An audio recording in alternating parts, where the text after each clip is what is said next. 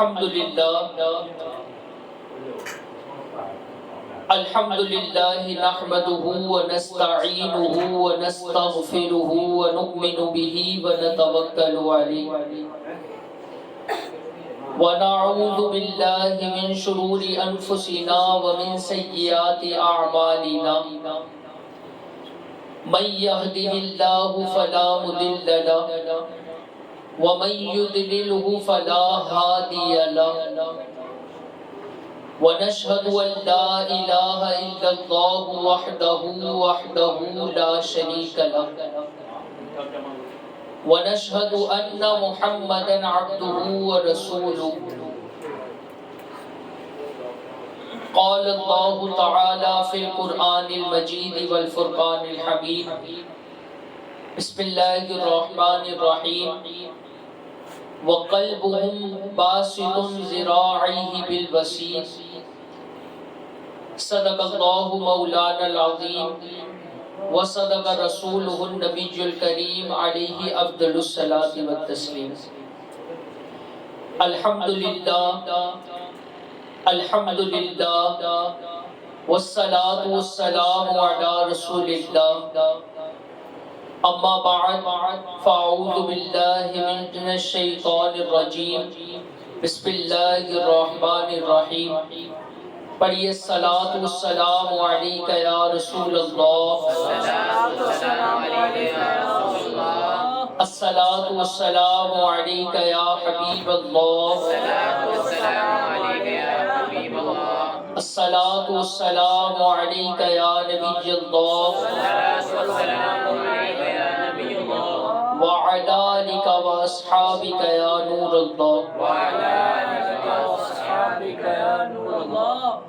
تمام حمد و ثنا تعریف و توصیف اس رب عز و جل کے لیے کہ جس نے اس پوری کائنات کو پیدا فرمایا، تمام ہی مخلوقات کو پیدا فرمایا اور ان مخلوقات میں ہمارا انتخاب اشرف المخلوقات میں فرمایا۔ حمد و ثنا کے بعد درود ہو نبی مکرم نور مجسم شاہ بنی آدم صلی اللہ تعالی علیہ وسلم کی ذات اقدس پر کہ جو رحمت للعالمین خاتم النبیین بن کر اس دنیا میں تشریف لائے، جنہیں اللہ پاک نے انا اعطیناک الکوثر کے خزانے عطا فرمائے، جنہیں قرآن پاک نے ورفعنا لک ذکرک کا مژدہ سنایا۔ حمد و ثنا کے بعد آئیے درود پاک کی ایک فضیلت کو سنتے ہیں۔ چنانچہ نبی رحمت صلی اللہ تعالی علیہ وسلم نے ایک مقام پر ارشاد فرمایا کہ جو شخص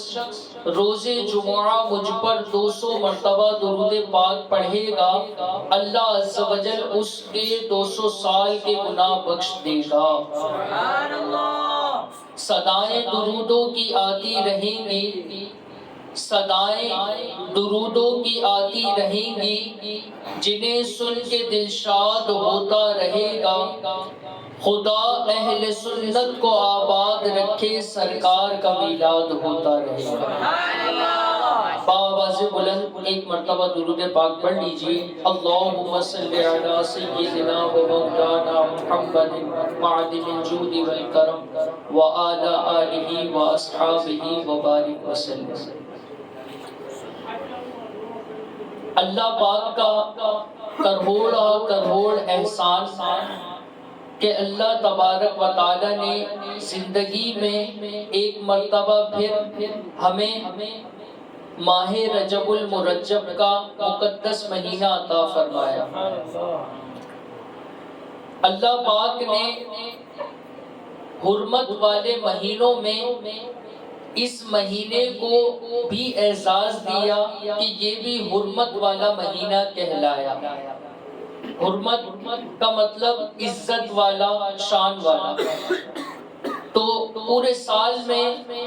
جو مہینے ہیں، ان مہینوں میں جو مقدس مہینے ہیں، حرمت والے مہینے ہیں، ان مہینوں میں سے ایک مہینہ ماہ رجب المرجب کا بھی ہے۔ اور اس مہینے کی کئی خصوصیات ہیں، اور ان خصوصیات میں سے ایک خصوصیت یہ بھی ہے کہ اس ماہ مقدس میں مختلف اولیاء کرام کے عرس مبارک آتے ہیں۔ سبحان اللہ۔ ان مختلف بزرگان دین میں سے ایک اللہ پاک کے ولی خواجہ غریب نواز رحمت اللہ تعالی علیہ بھی ہیں۔ خواجہ غریب نواز رحمت اللہ تعالی علیہ کا جو اصل نام ہے وہ حسن ہے، اور خواجہ غریب نواز رحمت اللہ تعالی علیہ یہ نجیب الطرفین یعنی حسنی اور حسینی سید ہے۔ اور اللہ پاک نے آپ کا مقام اور مرتبہ بلند فرمایا، اور اس طرح بلند فرمایا کہ آپ کو ولایت کے بہت بڑے مرتبے پر اللہ تبارک و تعالی نے فائز فرمایا۔ خواجہ غریب نواز رحمت اللہ تعالی علیہ یہ اللہ پاک کے ان برگزیدہ اولیاء کرام میں سے ایک ولی اللہ ہیں کہ جنہیں اللہ پاک نے یہ شان عطا فرمائی کہ آپ جسے نیکی کا حکم کرتے، اگر وہ غیر مسلم ہوتا تو وہ کلمہ پڑھ کر مسلمان ہو جاتا، اور اگر وہ مسلمان ہوتا لیکن راہ راست پر نہ ہوتا تو آپ کی نیکی کی دعوت دینے سے وہ راہ راست پر آ جاتا۔ اور اسی طرح اللہ تبارک و تعالی نے خواجہ غریب نواز رحمت اللہ تعالی علیہ کو یہ شان بھی عطا فرمائی تھی کہ جب آپ اللہ پاک کی بارگاہ میں اپنے ہاتھ بلند فرماتے اور اللہ تبارک و تعالی سے دعا مانگتے تو اللہ تبارک و تعالی آپ کی دعا کو قبول فرما لیتا۔ سبحان اللہ۔ تو طرح طرح کی مختلف شانیں یہ حضور خواجہ غریب نواز رحمت اللہ تعالی علیہ کی بیان کی گئی، اور آج بیان کا جو موضوع ہے وہ شان اولیاء کرام رحمہم اللہ السلام یہ ہے۔ چنانچہ اللہ تبارک و تعالی نے شان اولیاء کو قرآن پاک میں بھی بیان فرمایا، اور مختلف احادیث مبارکہ میں بھی شان اولیاء کرام کو بیان کیا گیا۔ حضرت سلیمان علی نبینا وعلیہ الصلوۃ والسلام کا ایک مکمل واقعہ قرآن کریم میں بہت سارے واقعات کو بیان کیا گیا،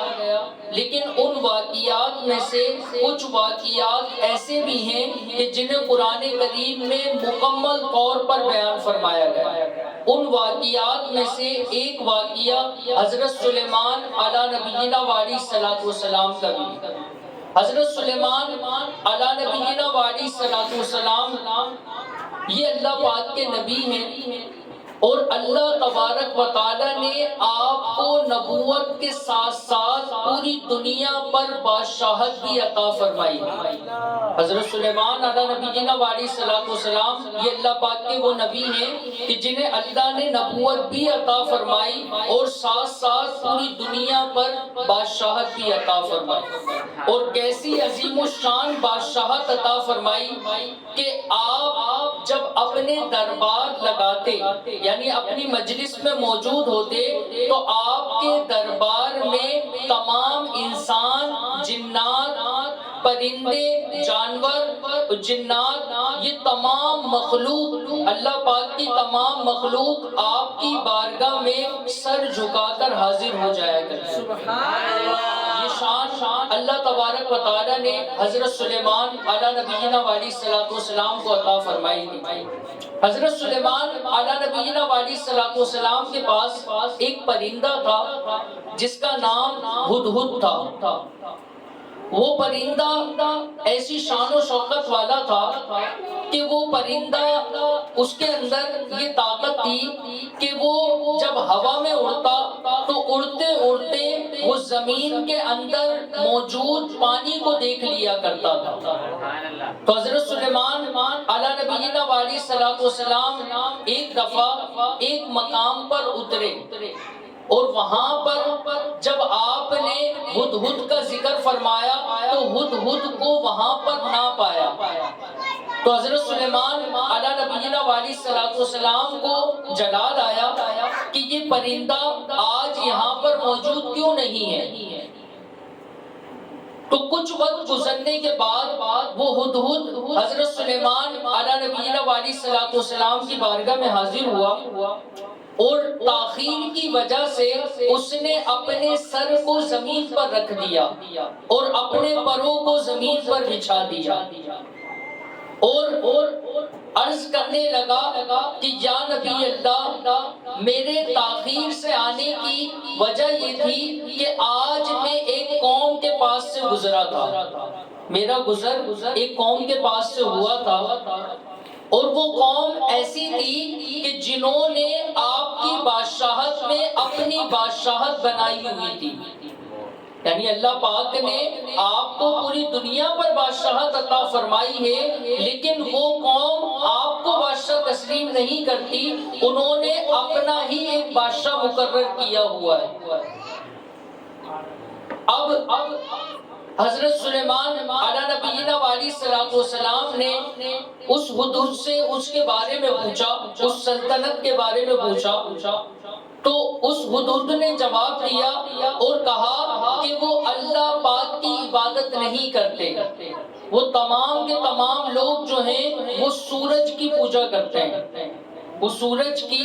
پوجا کرتے ہیں اور اللہ پاک کی عبادت نہیں کرتے اور آپ کو نبی تسلیم نہیں کرتے۔ تو حضرت سلیمان علیہ نبینا علیہ الصلوۃ والسلام نے ایک خط لکھا،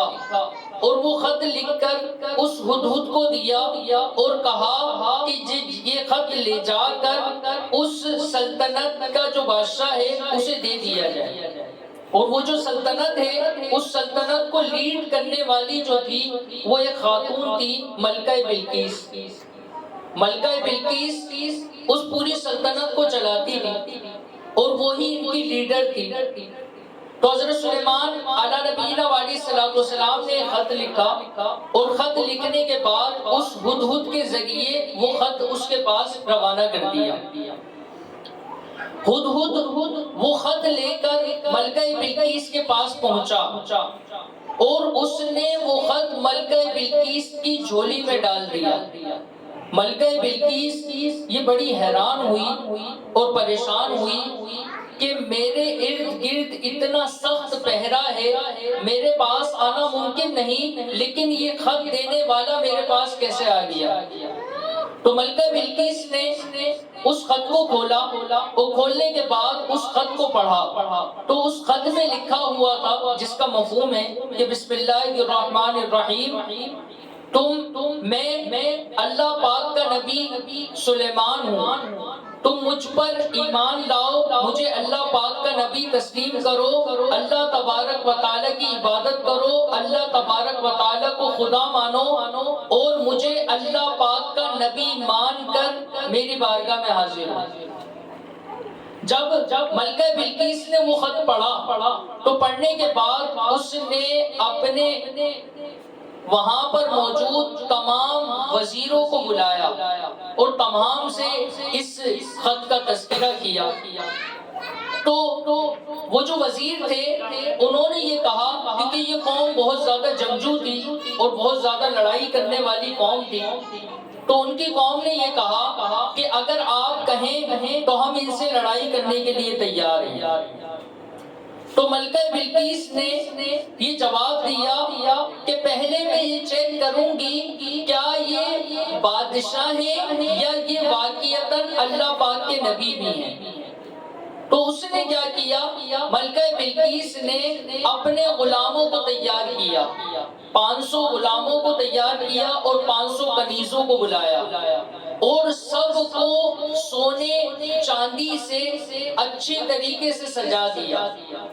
اور ان سب کے ہاتھ میں ایک ایک اینٹ سونے کی دے دی، ان سب کے ہاتھ میں ایک ایک اینٹ سونے کی دے دی، اور ملکہ بلقیس نے کہا کہ تم جاؤ اور حضرت سلیمان علیہ نبینا علیہ الصلوۃ والسلام کو یہ تحائف پیش کرو، اگر انہوں نے یہ تحفے قبول کر لیے تو اس سے پتہ چل جائے گا کہ وہ صرف بادشاہ ہیں، اللہ پاک کے نبی نہیں، اور اگر انہوں نے یہ تحائف لینے سے انکار کر دیا تو مطلب یہ ہوگا کہ وہ صرف بادشاہ نہیں ہے بلکہ وہ بادشاہ ہونے کے ساتھ ساتھ اللہ پاک کے نبی بھی ہیں۔ اب یہ قافلہ روانہ ہوا اور ہدہد یہ سارا معاملہ دیکھ رہا تھا، تو ہدہد حضرت سلیمان علیہ نبینا علیہ الصلوۃ والسلام کی بارگاہ میں حاضر ہوا اور اس نے اس پورے واقعے کا تذکرہ کیا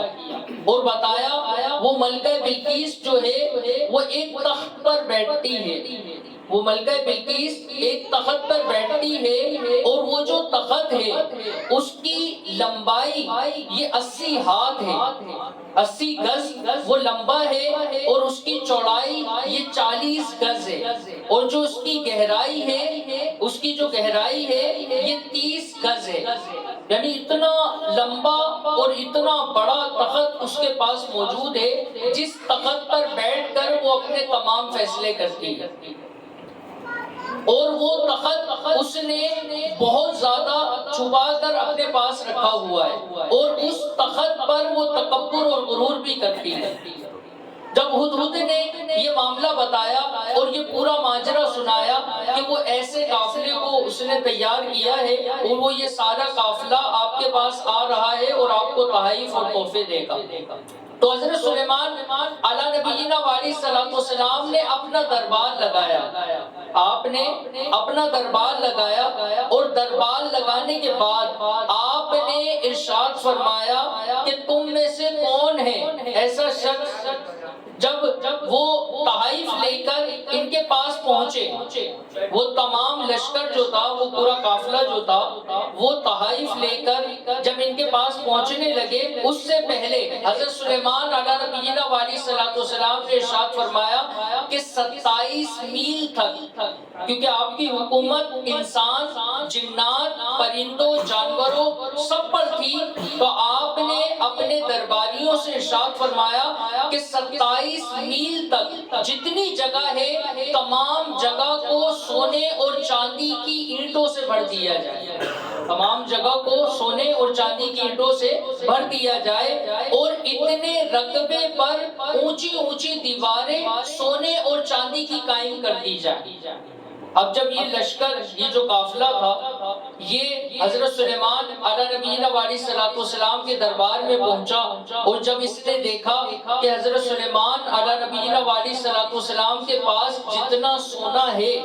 یا جتنا چاندی ہے وہ تو ایک ہی دیوار، یعنی ان کی ایک دیوار میں جتنا سونا ہے، ہمارا جتنا بھی سونا ہم ان کے پاس لے کے آئے ہیں وہ اس کے مقابلے میں کچھ نہیں۔ تو وہ آئے اور حضرت سلیمان علیہ نبینا علیہ الصلوۃ والسلام کو یہ تحائف پیش کیے، لیکن حضرت سلیمان علیہ نبینا علیہ الصلوۃ والسلام نے یہ تحفے لینے سے انکار کر دیا، اور آپ نے ارشاد فرمایا کہ تم اپنی ملکہ کو کہو کہ وہ میرے دربار میں حاضر ہوں، اللہ پاک کی عبادت کرے، اللہ پاک کو مانے، اور اسی طرح مجھے اللہ پاک کا نبی تسلیم کریں، اور میرے دربار میں سر جھکائے تمام کے تمام حاضر ہو جائیں۔ اب یہ جو قافلہ تھا یہ واپس پلٹا اور جانے لگا، پھر جا کر اس نے اپنی ملکہ کو پیغام سنایا۔ اب وہ جو ملکہ بلقیس تھی اس نے یہ جانچ لیا کہ واقعتاً حضرت سلیمان علیہ نبینا علیہ الصلوۃ والسلام یہ اللہ پاک کے نبی ہیں۔ اب اس نے یہ ارادہ کیا کہ ہم سارے حضرت سلیمان علیہ نبینا علیہ الصلوۃ والسلام کی بارگاہ میں حاضر ہوں گے۔ یہ جب اپنی جگہ سے نکلنے لگے، اپنے گھر سے نکلنے لگی، تو ملکہ بلقیس نے وہ تخت جو 80 گز لمبا تھا، 40 گز چوڑا تھا، اور جس کی گہرائی 30 گز تھی،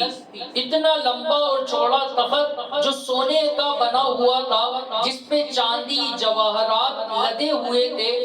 وہ تخت اس نے اپنے گھر کے 7ویں حصے میں رکھا، اپنے گھر کے 7ویں حصے میں رکھا، یعنی وہ 7 گھر تھے، ان 7 گھروں میں جو سب سے پچھلا گھر تھا اس گھر کے اندر اس تخت کو رکھا، اور رکھنے کے بعد اس کے تمام دروازوں کو لاک کر دیا اور تمام دروازوں پر ایک ایک سپاہی یہ مسلط کر دیا،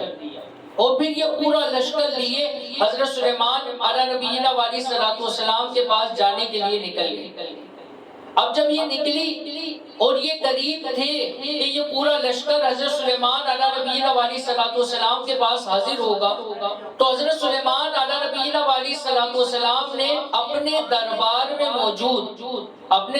میں موجود جو انسان بھی تھے، جنات بھی تھے، جانور بھی تھے، پرندے بھی تھے، تمام ہی مخلوقات تھی، حضرت سلیمان علیہ نبینا علیہ الصلوۃ والسلام نے ارشاد فرمایا کہ تم میں سے کون ہے جو ملکہ بلقیس کے تخت کو اس کے آنے سے پہلے میری بارگاہ میں حاضر کر دے۔ کتنا بڑا یہ اعلان ہے کہ حضرت سلیمان علیہ نبینا علیہ الصلوۃ والسلام نے ارشاد فرمایا وہ تخت کہ جو 80 گز لمبا ہے، جو 40 گز چوڑا ہے، جس کی گہرائی 30 گز ہے، اور جو 7 کمروں میں بند ہے،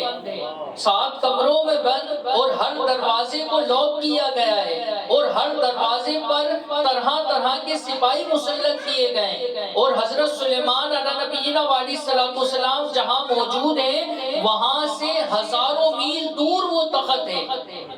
اس تخت کے بارے میں حضرت سلیمان علیہ نبینا علیہ الصلوۃ والسلام نے ارشاد فرمایا کہ تم میں سے کون ہے کہ جو وہ تخت میری بارگاہ میں ان کے آنے سے پہلے حاضر کر دے۔ ایک جن کھڑا ہوا اور وہ کہنے لگا کہ یا نبی اللہ، آپ مجھے اجازت عطا فرمائیں اور آپ مجھے اجازت عطا فرمائیں، میں وہ تخت آپ کی بارگاہ میں اس سے پہلے لے آؤں گا کہ آپ اپنی مجلس کو ختم کریں۔ حضرت سلیمان علیہ نبینا علیہ الصلوۃ والسلام نے جو مجلس لگائی تھی اس کے ختم ہونے سے پہلے وہ تخت جو ہزاروں میل دور ہے، جو اتنا لمبا اور چوڑا ہے، جس کی پہرے داری اچھے خاصے سپاہی کر رہے ہیں، جسے دروازوں میں بند کیا گیا ہے، اس تخت کے بارے میں وہ جن یہ کہتا ہے کہ میں وہ تخت اتنی دیر میں لا سکتا ہوں کہ آپ نے جو مجلس لگائی ہے اس مجلس کے ختم ہونے سے پہلے وہ تخت میں آپ کی بارگاہ میں حاضر کر دوں گا۔ یہ تھی جن کی طاقت، حضرت سلیمان علیہ نبینا علیہ الصلوۃ والسلام نے ارشاد فرمایا مجھے وہ تخت اس سے بھی پہلے چاہیے، اب وہاں سے حضرت آصف بن برقیہ رحمت اللہ تعالی علیہ، جو کہ حضرت سلیمان علیہ نبینا علیہ الصلوۃ والسلام کے خلیفہ خاص تھے، وہ کھڑے ہوئے اور اللہ کے ولی تھے۔ شان اولیاء کرام ہم سن رہے ہیں تو وہ اللہ کے ولی تھے، وہ کھڑے ہوئے اور انہوں نے عرض کی کہ یا نبی اللہ، اگر آپ مجھے اجازت عطا فرمائیں تو وہ تخت میں آپ کی بارگاہ میں پلک کے جھپکنے سے پہلے حاضر کر دوں۔ کیا فرمایا کہ آپ اگر مجھے اجازت عطا فرمائیں تو وہ تخت میں آپ کی بارگاہ میں پلک کے جھپکنے سے پہلے، بلکہ قرآن پاک میں فرمایا گیا ان یرتد الیک طرفک، کہ پلک جو ہے یہ پلک نیچے والی پلک سے جدا ہوگی، اس سے پہلے میں وہ تخت آپ کی بارگاہ میں حاضر کر دوں گا۔ قرآن کریم میں اس واقعے کو بیان کیا گیا، اور پھر حضرت سلیمان علیہ نبینا علیہ الصلوۃ والسلام نے حضرت آصف بن برقیہ رحمت اللہ تعالی علیہ، جو کہ اللہ پاک کے ولی تھے، آپ نے اجازت عطا فرمائی تو حضرت آصف بن برقیہ رحمت اللہ تعالی علیہ نے اسم اعظم پڑھا،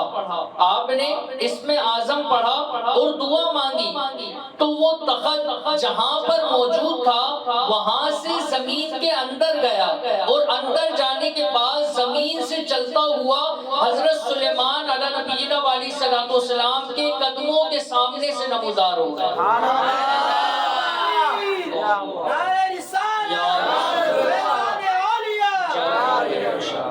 یہ شان اولیاء کرام کی اور وہ جن کی طاقت تھی جس کا کہنا یہ تھا اگر اس کے دعوے پر بھی غور کیا جائے یہ دعویٰ بھی کم نہیں کہ ہزاروں میل دور تخت ہے. وہ یہ کہہ رہا ہے جن کہ میں آپ کی بارگاہ میں لا سکتا ہوں. یہاں پر موجود ہے ہزاروں میل دور تخت ہے, اتنا وزنی اور اتنا بھاری تخت ہے, اور وہ یہ کہہ رہا ہے میں آپ کی بارگاہ میں لا سکتا ہوں. لیکن یہ شان اولیاء ہے, اولیاء کرام کی شان ہے. یہ بیان فرمائی گئی کہ حضرت عاصم بن برقیہ نے فرمایا کہ میں آپ کے پلک جھپکنے سے پہلے وہ آپ کی بارگاہ میں حاضر کر دوں گا. یہ شان اولیاء کرام کی قرآن کریم میں بیان کی گئی. اور اسی طرح ایک اور مقام پر اللہ تبارک و تعالیٰ نے قرآن مجید میں اصحاب کہف کے واقعے کو ذکر فرمایا, اور اس واقعے میں فرمایا وَقَلْبُهُمْ بَاسِطٌ ذِرَاعَيْهِ بِالْوَسِيلِ. قرآن کریم اللہ تبارک و تعالیٰ کا کلام ہے, اور یقیناً تمام کتابوں میں سب سے بڑھ کر عظیم الشان کتاب قرآن کریم ہے. لیکن قرآن کریم میں اللہ تبارک و تعالیٰ نے قرآن کریم میں اللہ تبارک و تعالیٰ نے ارشاد فرمایا وَقَلْبُهُمْ بَاسِطٌ ذِرَاعَيْهِ بِالْوَسِيلِ. اصحاب کہف کے واقعے کو ذکر فرمایا. اللہ تبارک و تعالیٰ نے ارشاد فرمایا کہ وہ 7 یا 8 لوگ تھے, وہ 7 یا 8 لوگ تھے جو تمام کے تمام اولیاء کرام تھے, جو تمام کے تمام اولیاء کرام تھے. اور ایک کتا جو کہ ان ولیوں کے پیچھے پیچھے چل پڑا تھا. آج ہم سے پوچھا جاتا ہے کہ نسبت سے کیا فائدہ ہوتا ہے. یہ جو نسبت لگتی ہے عطاری, قادری, چشتی, نظامی, سہروردی, یہ مختلف جو نسبتیں ہم اپنے ساتھ جوڑتے ہیں, ان نسبتوں سے کیا فائدہ ہوتا ہے. آئیے سنیں قرآن کریم نے اس نسبت کے واقعے کا ذکر فرمایا. قرآن کریم میں اللہ تبارک و تعالیٰ نے ان اولیاء کرام کا تذکرہ فرمایا جو کہ اصحاب کہف تھے, غار والے لوگ تھے. یہ تمام کے تمام اولیاء کرام تھے, اور یہ جب چلے تو اللہ تبارک و تعالیٰ نے ایک غار میں انہیں جانے کی ہدایت عطا فرمائی. تو یہ تمام کے تمام اولیاء کرام یہ غار میں گئے, اور پھر اللہ تبارک و تعالیٰ نے ان پر نیند کا غلبہ طاری فرما دیا, اور کئی 100 سال تک یہ اولیاء کرام اسی غار میں سوتے رہے. اور ایک کتا جو کہ ان سے محبت کیا کرتا تھا, وہ کتا ان کے پیچھے پیچھے چل پڑا, وہ کتا ان کے پیچھے پیچھے چل پڑا. اور اللہ تبارک و تعالیٰ کو اس کتے کی ادا اتنی پسند آئی کہ اللہ تبارک و تعالیٰ نے اس کتے کا ذکر قرآن پاک میں بیان فرمایا. نہ صرف ذکر بیان فرمایا بلکہ اللہ تبارک و تعالیٰ نے ارشاد فرمایا کہ وہ کتا کس طرح اپنے پاؤں کو بچھا کر سو رہا تھا. وہ کتا کس طرح اپنے پاؤں کو بچھا کر سو رہا تھا. کیوں؟ کیونکہ اس نے ولیوں سے نسبت رکھی, ولیوں سے محبت کی, تو اللہ تبارک و تعالیٰ نے اسے اعزاز یہ دیا کہ اس کتے کا ذکر قرآن پاک میں بیان فرمایا. نہ صرف ذکر بیان فرمایا بلکہ کل بروز قیامت اسے داخل جنت بھی فرمائے گا. روایتوں میں فرمایا گیا کہ بلعم بن باورا یہ کافر گزرا ہے, وہ کافر اس کتے کی شکل میں جہنم میں جائے گا, اور وہ کتا اس بلعم بن باورا کی شکل میں جنت میں جائے گا. یعنی اللہ تبارک و تعالیٰ نے اس کتے پر انعام بالے انعام یہ فرمایا کہ اس کا ذکر قرآن پاک میں بھی بیان فرمایا, اور اسے کل بروز قیامت جنت میں بھی داخل فرمائے گا. تمام واقعات سے یہ چیز واضح ہوئی کہ اولیاء کرام سے نسبت رکھنا, اولیاء کرام سے محبت رکھنا, اولیاء کرام کی شانوں کو بیان کرنا, یہ اللہ تبارک و تعالیٰ نے قرآن کریم میں بھی بیان فرمائی. اور اسی طرح احادیث مبارکہ میں بھی جگہ بجگہ آقا کریم صلی اللہ تعالیٰ علیہ وسلم نے اس کے تذکرے فرمائے. اللہ تبارک و تعالیٰ کی بارگاہ میں دعا ہے جو کچھ بیان ہوا ہے اسے یاد رکھ کر دوسروں تک پہنچانے کی توفیق نصیب فرمائے. آمین بجاہ نبی امین صلی اللہ تعالیٰ علیہ وسلم.